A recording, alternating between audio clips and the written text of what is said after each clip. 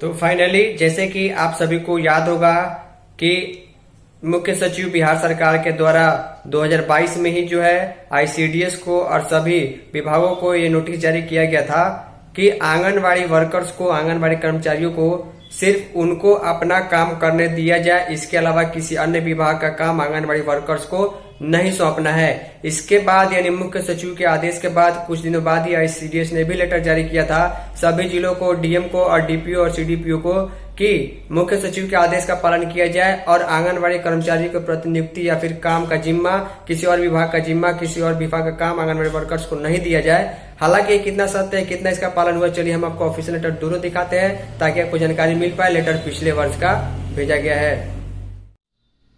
तो फाइनली सबसे पहले आप लोग जो है इस ऑफिशियल लेटर को देखिए जो बिहार का सरकार समाज कल्याण विभाग आईसीडीएस निदेशालय को जारी किया गया है। इसके प्रेषक है मुख्य सचिव बिहार पटना, यानी मुख्य सचिव जो बिहार सरकार के थे उस समय, कब, यानी कि 9 जून 2022 को उस डेट में बिहार सरकार के मुख्य सचिव ने पटना से सभी अपर मुख्य सचिव, प्रधान सचिव, प्रमंडलीय आयुक्त, सभी डीएम को लेटर जारी किया था। विषय क्या था कि समेकित बाल विकास सेवा अंतर्गत कार्यरत कर्मियों यानी सेविकाओं सहायिकाओं को अन्य किसी भी विभाग के कार्य में प्रतिनियुक्ति नहीं करने के संबंध में, यानी आंगनवाड़ी सिर्फ समाज कल्याण विभाग के तहत जो जरूरी काम है यानी जो उनकी सेवाएं हैं मुख्य रूप से उनमें ही काम करेंगे, अन्य काम नहीं करना है। ये मुख्य सचिव और आईसीडीएस का भी आदेश था। ये पहला लेटर मैं आपको दिखा रहा हूँ। अब यहाँ पर देखिए पूरा वीडियो डिटेल में कि क्या क्या लिखा गया था। महाशय, उपयुक्त विषय के संबंध में कहना है कि आईसीडीएस कार्यक्रम के सफल संचालन में आंगनवाड़ी केंद्रों की महत्वपूर्ण भूमिका रहती है।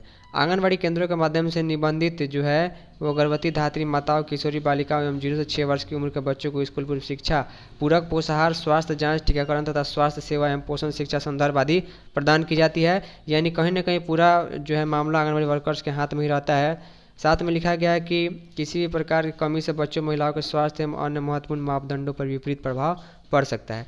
सीधे क्लियरली मैं आपको बताऊंगा यहाँ पर क्या लिखा गया है। क्लियरली लिखा गया है कि समेकित बाल विकास सेवा यानी आईसीडीएस के अंतर्गत जो सेवाएं आंगनबाड़ी सेविकाओं सहायिकाओं को करना है उसके लिए क्या क्या निर्देश है।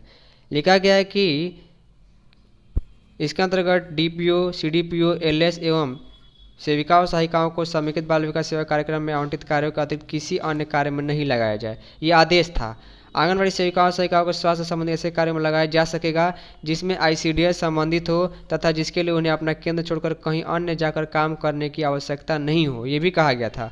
साथ में लिखा गया था कि आंगनवाड़ी सेविकाओं सहायिकाओं को राष्ट्रीय महत्व के कार्यक्रम जैसे पल्स पोलियो के कार्य में लगाया जा सकेगा, लेकिन उनके द्वारा यह कार्य आंगनवाड़ी केंद्र में ही किया जाएगा। आंगनवाड़ी केंद्र संचालन की अवधि में यह अपने केंद्र में उपस्थित रहेंगी।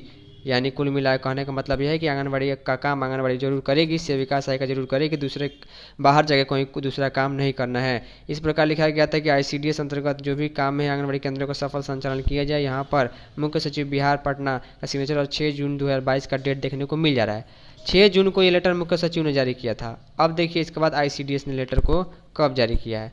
देखिए यहाँ पर लिखा गया है आईसीडीएस ने इसे 17 जुलाई को लेटर को जारी किया, 17 जून को, यानी जब समाज कल्याण जब मुख्य सचिव को द्वारा लेटर जारी किया गया उसके 6-7 दिन के बाद आईसीडीएस ने भी लेटर जारी करके पूरे बिहार के डीएम और पूरे बिहार के डीपीओ को यह बता दिया कि अन्य कार्यों में जो है सेविकाओं सहायिकाओं को काम नहीं करवाना है, खास करके वैसा काम जिससे आंगनबाड़ी वर्कर्स को अपना केंद्र छोड़ कर कहीं और काम करने जाने की जरूरत पड़ जाए। तो यहाँ पर उस समय के जो आईसीडीएस समाज कल्याण विभाग के जो सचिव थे उनका सिग्नेचर था, क्योंकि ये पूरा डिटेल जो है सचिव के स्तर से दिया गया था।